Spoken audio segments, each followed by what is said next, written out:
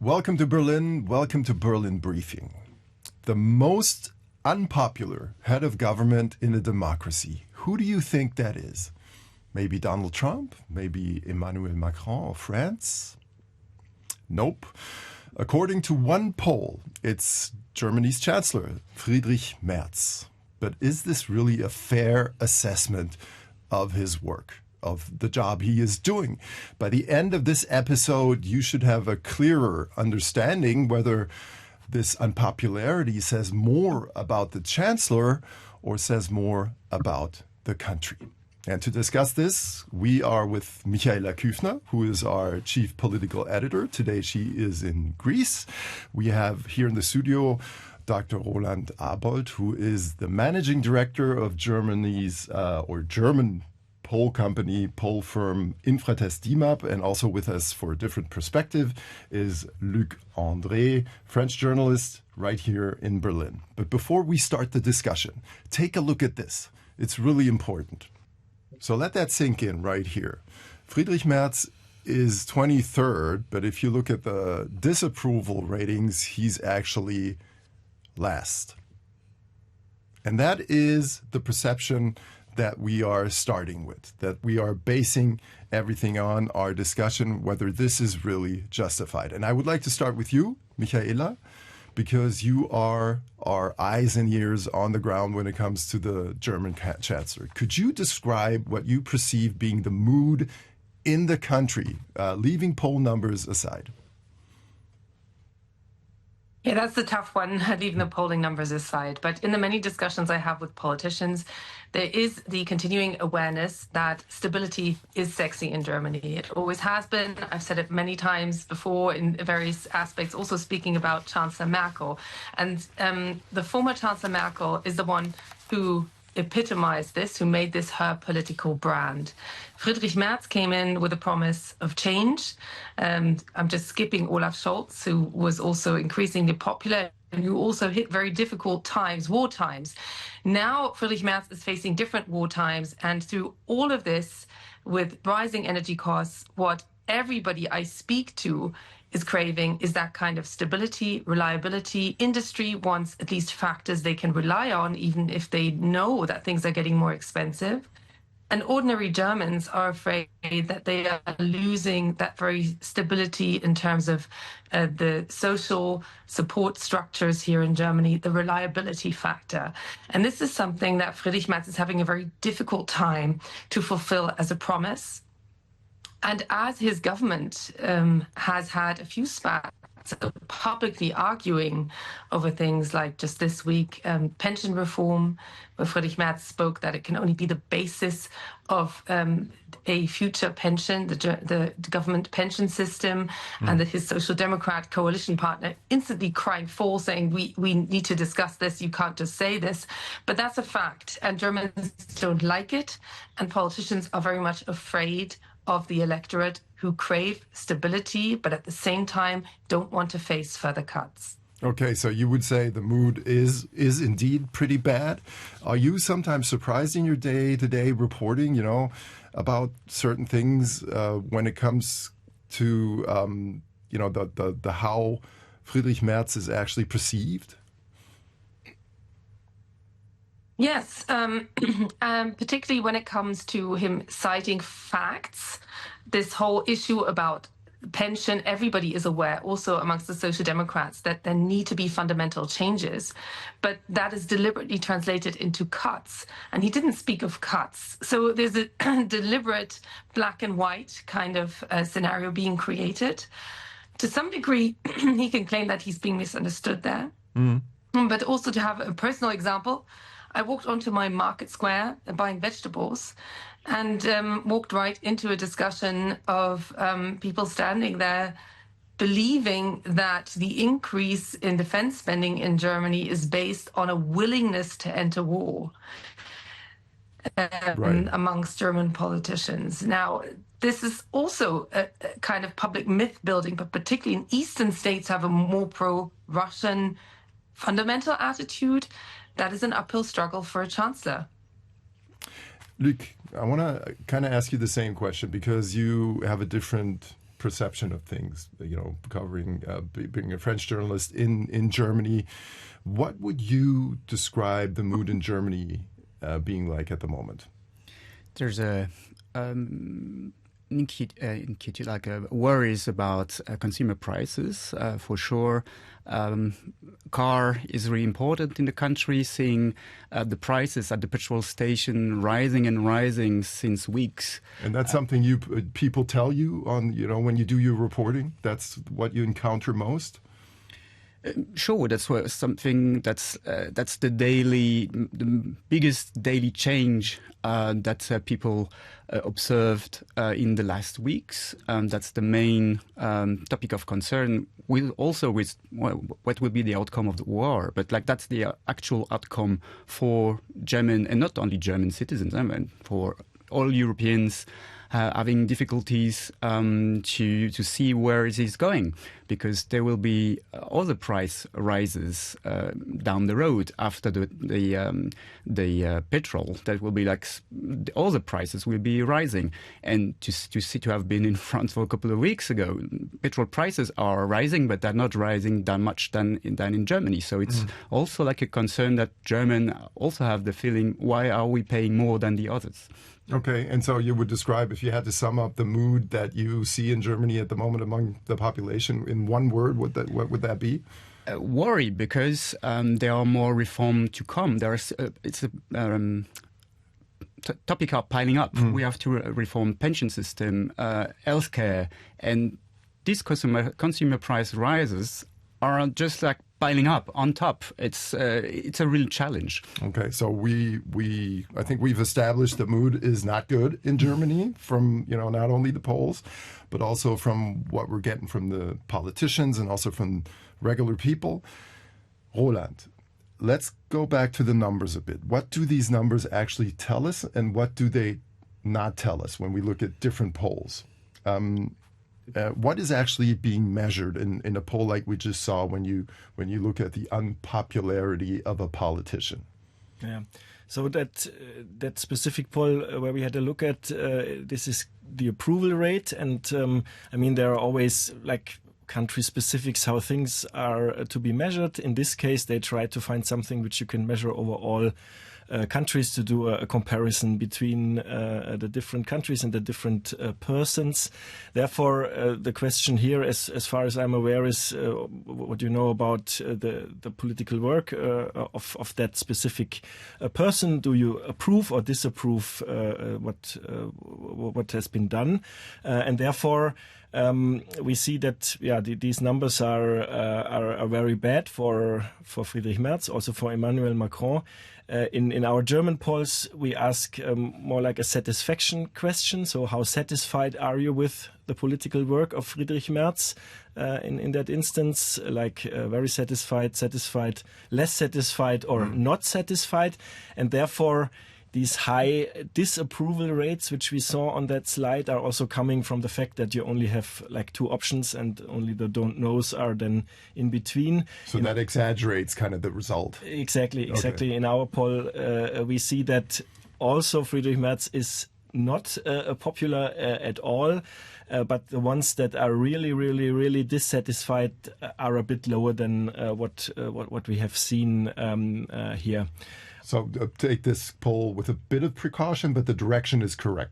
Is that how you would say it? The direction is absolutely correct. Friedrich Merz, when he started, he was not that popular. And then last summer of 2025, we saw that his numbers went a bit up. But since then, they are going down again. And in our latest poll in April, he has now not exactly, but nearly reached the low numbers of his predecessor, Olaf Scholz, before actually the traffic light coalition was failing. I like that. In German, it's called Ampelkoalition. If you're trying to learn a bit of German, the traffic light coalition is good. It's because of the colors, of course, of the different parties. Red for the Social Democrats, back then yellow for the Liberals, and green for the Greens. Anyway, one important question I want to ask you. Is there anything you would say polls can't really capture, emotions, intensity, something that's not in the picture when you look at these numbers, but would still be important in the assessment of the work of a politician?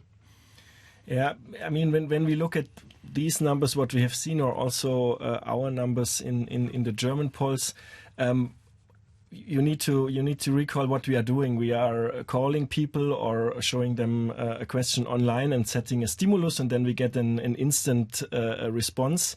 We of course do not know all the different thoughts and emotions and so on that are underlying for these responses which we actually capture, and also there is a total different range of how people perceive politics, what they know about politics, what they also know about the candidates.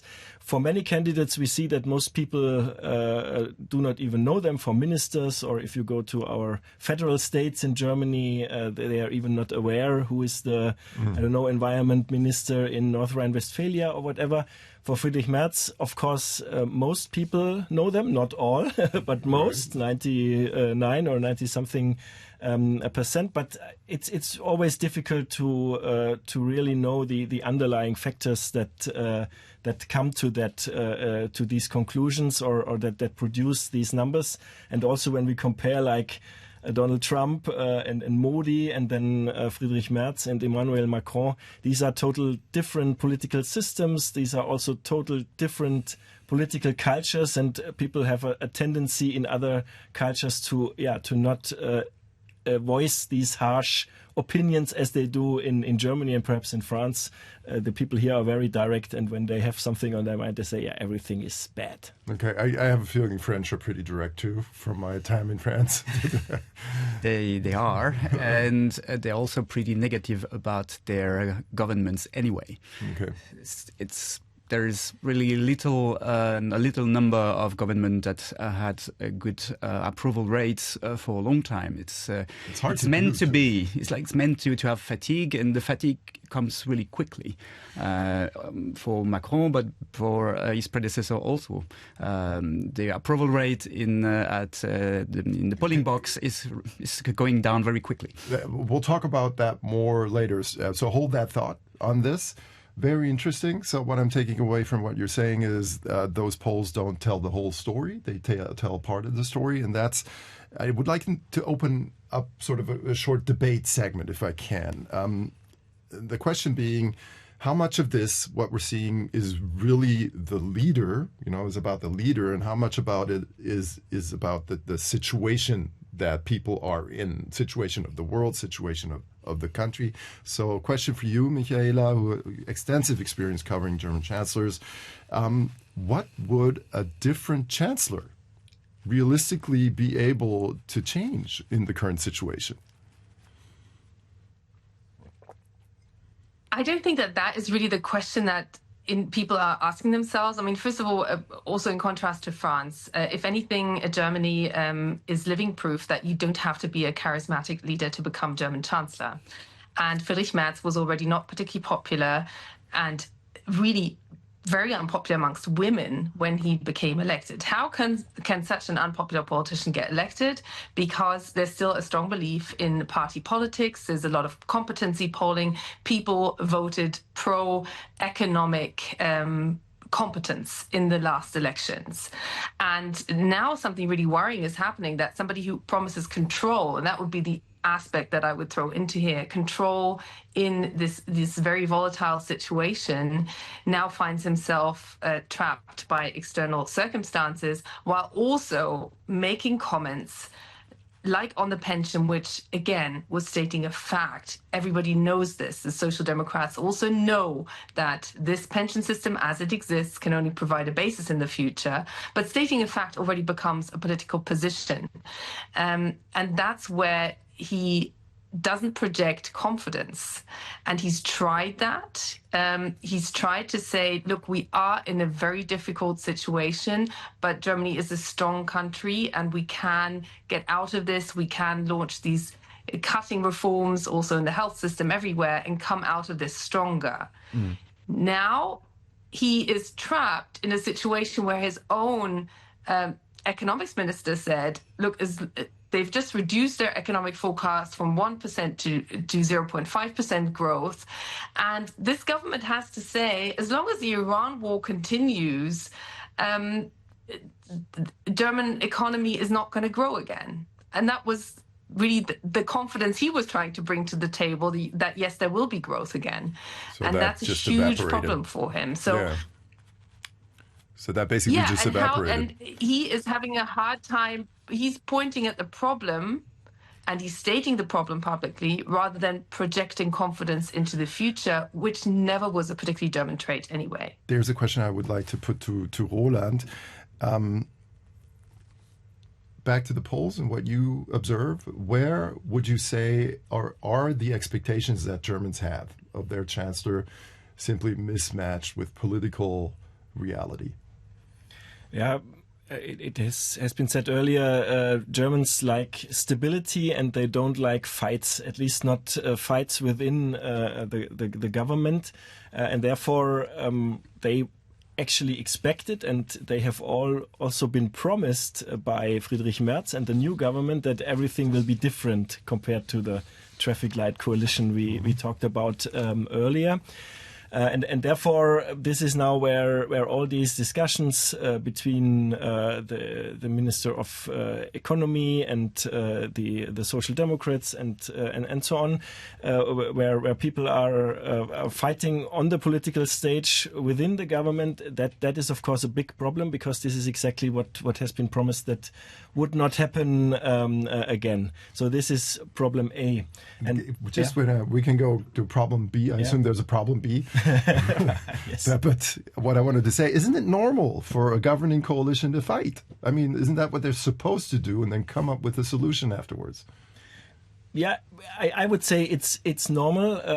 I would say the problem is that it has been promised that clear that this would not happen, and also you could say it's a question of the political style. You normally would fight behind closed doors and then come to the cameras and talk about a solution and how things are getting handled. Of course, also looking back into the past of German governments, this is not always necessarily possible, and there are always fights happening. But it is an aspect of good government that you kind of moderate these things behind closed doors. And that was, of course, has also been mentioned before, a big advantage of Angela Merkel, that she was kind of all dealing with these different views and fights behind closed doors, and then proposing, at least herself, proposing a solution and not being drawn into these fights. And this is what Germans actually like. Of course, fight for the best argument is a necessary element of democracy, but the Germans like kind of stability in that sense and calmness. Okay, we started with our expectations of people too high, given the reality, the political reality that we're in, and I believe you had a problem B. Do you remember it? Exactly. The problem B, the main issues in the election campaign was migration and also the economy, and then the economy even got more and more important. Migration is currently a bit out of the political discussion. It's not the top issue anymore. And for the economy part, of course, the government and also Friedrich Merz promised that with his leadership, the economy would get better soon. That he would initiate the necessary reforms, and that is, of course, also a bit of an overpromising, seeing the world where we are currently living in. The crises are piling up. The wars are kind of piling up. And actually, it has been promised. We will have the autumn of reforms.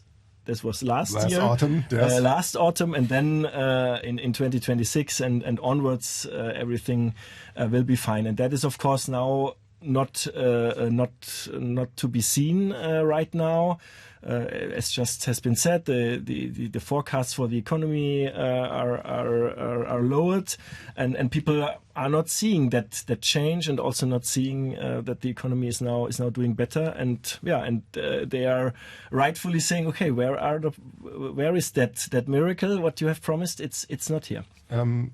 Is it more about... May I jump in there, Max? Sure. Yeah, because I just want to add, first of all, to Angela Merkel, she then also, to be fair, she then also took the decision not to go with an issue, for instance, on climate and on digitization. She then decided issues were too abrasive and in the name of stability didn't work through them. And now we have a lot of reforms where Friedrich Merz has decided firmly that he will work through the pain with his Social Democrat coalition partners. So they knew that they would be in for asking Germans to take a hit when it comes to the health system and to other different aspects. And now he's facing more and more instability with the Iran war. So it is very much an uphill struggle as well.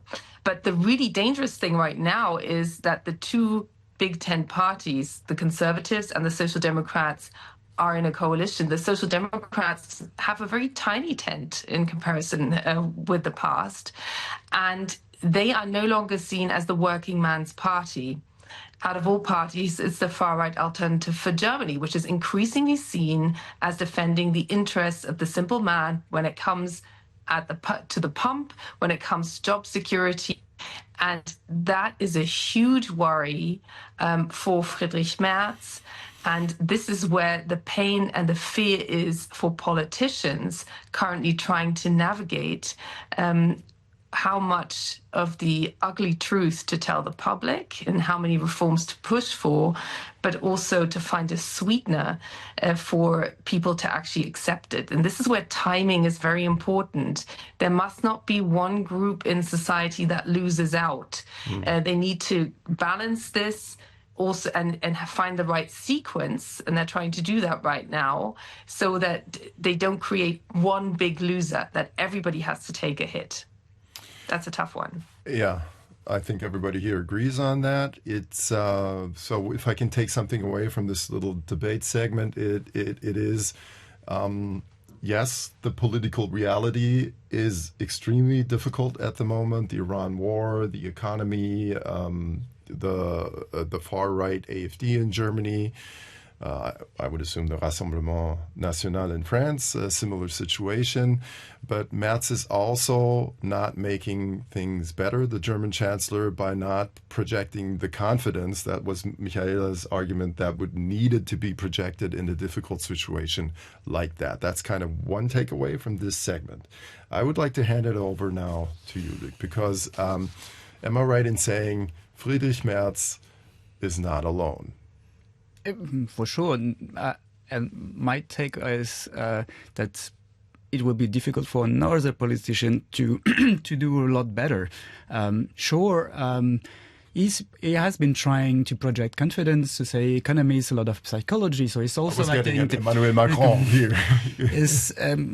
But for every government in Europe, it's not easy to mitigate all the crises that are coming upon Europe, and it's maybe easier for Germany that has a lower public debt, but for France that has a huge public debt, to mitigate now the outcome, the falls of the Iran war, it's a lot more difficult than the country of Northern Europe that have a better public debt, that are more financial leeway to mitigate, to put some subsidies on the table. And France has been very modest in this regard in the last weeks. But what I'm interested in here now, okay, so Macron and Merz are the two most unpopular heads of government in a democracy right now, according to the poll that we saw in the beginning. But they're very different personalities. And you could say that Macron is a politician who projects confidence, but it's not helping him. So what's the problem there if you compare it to the German situation? I would not put that Macron is projecting confidence. He's projecting future topic that will be important in the future. Sovereignty, European sovereignty in different respects, military, natural resources. So he's tackling very important issues, but doesn't bring him a lot of points on the polls. Because people are looking at their paycheck, and there is like no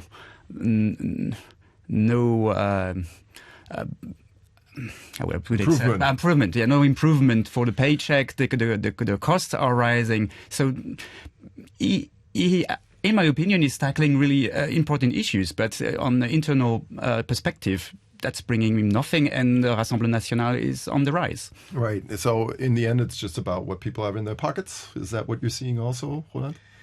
I think it's a bit comparable. When Friedrich Merz and the government was starting, they also had the promise that they would bring more, let's say, impact of German foreign policy, right? That they would kind of engage more in international issues and so on. And Friedrich Merz invested a lot of time in getting a good kind of relationship to Donald Trump and so on. And at the beginning, what I said before, his popularity or his approval ratings were a bit going up. And you could think, okay, this is now in the right direction. Now only the economy must get a bit better, and everyone must see that we are in the right direction, and then this government could be kind of successful. And then something has changed since then, and that is exactly that this kind of improvement also for the incomes or for the money pockets hasn't arrived. And then of course voters are doing their judgment. Okay, he's perhaps now a more important figure on the international scale. That is nice, and Germany is being seen again and is perhaps being more active. So that's in that positive. sense. Yeah, but what is now concretely in it for me? And there we of course see that there isn't so much what an ordinary worker or so would get from that. And now with the war on Iran, the rising fuel prices, and all of that, it's getting even worse.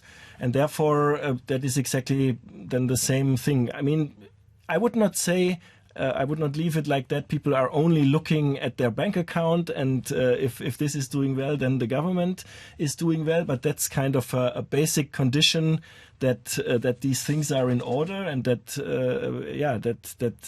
their wealth and their well-being is at least secured for the future. And if that is not being delivered by the government, then they have a negative opinion, of course. Yeah, and we kind of hinted at it. There's another graphic I would like to show you that has something to do with the unpopularity of this government. We talked about the far-right party, the AfD. This is not from Infratest, so this is not Roland's firm. Their numbers are coming out next month, but this is from Forschungsgruppe Wahlen, and you can see the AfD here is ahead of Friedrich Merz's party, the Christian Democrats, on the top that are together with the CSU. You only have in Bavaria the Christian. So those two together are even below the AfD. And is that, Roland, does that just show us that people's unhappiness has to land somewhere, and it's landing with the AfD? The AfD is, of course, collecting all the unsatisfied voters, which are unsatisfied by the other parties, especially by the big and traditional parties like the CDU, CSU, the Social Democrats, the Greens, the Liberals. It's not. They are now active since 2013, so they don't only have like unsatisfied voters. They also have voters who believe that this is a good party and that they are doing good things. But still, half of these voters, according to our measurement, are like unsatisfied voters. And this is exactly what I said before. Last summer and also until the end of 2025, we saw a bit that the growth of the polling numbers of the AfD has reached a certain ceiling around 23, 24, 20, 25%. And they also in the federal states, they were not growing anymore. But since the beginning of 2026, this has now changed again. And what we are now seeing is that they are now the leading party in the polls. And this is exactly where also still the most convinced voters of the CDU-CSU or the Social Democrats are now thinking, okay, did I make the right choice? And for the first time, we also see that the approval for the government is also, not even a majority of the supporters of the CDU-CSU is in favor of that government. So this is now really getting a difficult situation because in no kind of group in society and in the political spectrum, this government has more than 50% approval rate, not even within the strongest supporters. And therefore, this is where the AfD is, of course, getting traction again. Michaela, how does a chancellor govern when the political cost is this visible, is this high? First of all, Friedrich Merz's approach has been, over this, we're coming to 1 year of Friedrich Merz, a CEO-style way of politics. In stark contrast to Angela Merkel, for instance, but also Olaf Scholz, he starts speaking about where Germany needs to be in terms of reform before he's worked out all the details. Now, this is something Angela Merkel would never do. She would only speak about this if she was already well on the way. And Olaf Scholz, he got a lot of criticism for this because it wasn't very appropriate to the times he lived in. He would only want to speak about goals when he'd basically already reached them. And there's a fundamental difference here. What Friedrich Merz needs is he needs no public display of friction within his coalition, because as soon as he does that, we have immediate references to the previous government, which spectacularly failed over its infighting. That is a mine territory for him. And exactly, we've seen a couple of those cracks over his pension comment there, which was simply stating a fact just in recent days. And his real problem is that the Social Democrats are no longer seen as a working man's party. They are losing authority. Whereas the AfD is gaining traction, particularly when it comes to the polling we're seeing in where workers feel represented. Now he needs the largest societal coalition possible to get reforms through, both in the health sector, pension, but also cutting down bureaucracy. And here, I think we've just learned in recent days, he really needs the trade unions to play ball and to align with the Social Democrats. And that's some homework that the Social Democrats need to do, is to get the trade unions also more tightly bound to a joint agenda of stability. And what they're working against, and this is very specific to Germany, but also partially to France, is that the expectation of any government is to shield the individual from anything that happens out there in the world. And he's now gone on the record saying that Germany can throw money at problems, but that those options are finite. That is not something that Germany can do, and that it cannot buffer all of these risks and all of this volatility that we're seeing right now. And that is not working for him. But that is him having to try and square the circle there. So you said it before, uphill battle, and obviously the room for maneuvering here is very limited. We're going to have to wrap it up, but I would like to ask all of you the same question. Maybe, short, snappy answer if you can. Of course, for a complex topic. Would you say, Roland, that the unpopularity that we're seeing of Friedrich Merz in different polls is justified when you look at his political work? I would say to a certain extent it is satisfied because... Justified. It's justified because the government hasn't delivered what it has promised, and also Friedrich Merz hasn't delivered what he has promised to the German voters. On the other hand, we discussed it intensely. It's a very difficult environment, both within Germany, but also on the international level. So it's, of course, also a little bit unfair, because the German government and also Friedrich Merz cannot solve all these issues that are arising. So I think it's on both. It's on the voters, but also on the government to be a little bit more realistic of what can be done. And therefore, I would say, okay, perhaps we have now reached kind of bottom, hopefully, and people are open for reforms. That is perhaps important to know. In general, everyone is agreeing that reforms need to come, and so I think if they are presented in a good way and in a good package that everyone can kind of, or at least a portion of society can follow, then it's still necessary to turn things around. So I'm getting partly justified, but not entirely. Yes. Yep. What about you? What's your take on that? I agree on what Roland said. It came with big promises. Say the economy will be running again with me, and in the end, is trapped in the same position as Olaf Scholz, that also start with the phrase "You order leadership, you will get leadership," and then he failed on external pressure, war in Ukraine, the Constitutional Court torpedoing his budget. And I see Friedrich Merz coming in the same waters. Big promises, big plans, and external shock made everything to crises.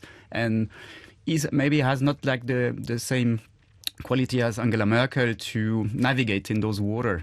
Although the water at Angela Merkel's time were softer than now. And we already thought they were pretty deep back then, but they've definitely gotten deeper. Michaela, your take. Are those polls a fair assessment of Friedrich Merz's work? I would like to factor in that explaining exactly what you're doing to a public is just as part of being a leader, that's true leadership, as having the qualifications and the ability to tackle reform. And that's why I see it as justified, and I really see Friedrich Merz's main task to explain to voters why he is doing what, and to also display confidence and capability where he has it. And that's the real task. Charisma or not, convincing voters is what makes or breaks any government. It's always domestic politics that defines whether somebody is a leader who can really transform and live up to the times that he lives in. And these are no doubt very difficult times indeed. So to sum it up, I would think everybody here would agree there is a reason why the polls are the way they are, and we can find justification for that. Maybe the extent of the unhappiness seems a bit exaggerated, given also what you talked about, that on an international level, some people at least were quite impressed with what he did in the beginning. And also you have to factor in the external shocks we talked about extensively, Iran, the economy, the latest in a very long list.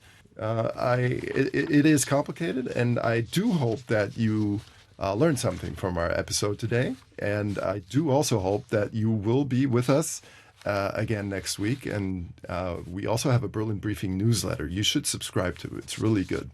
And given that, see you next week.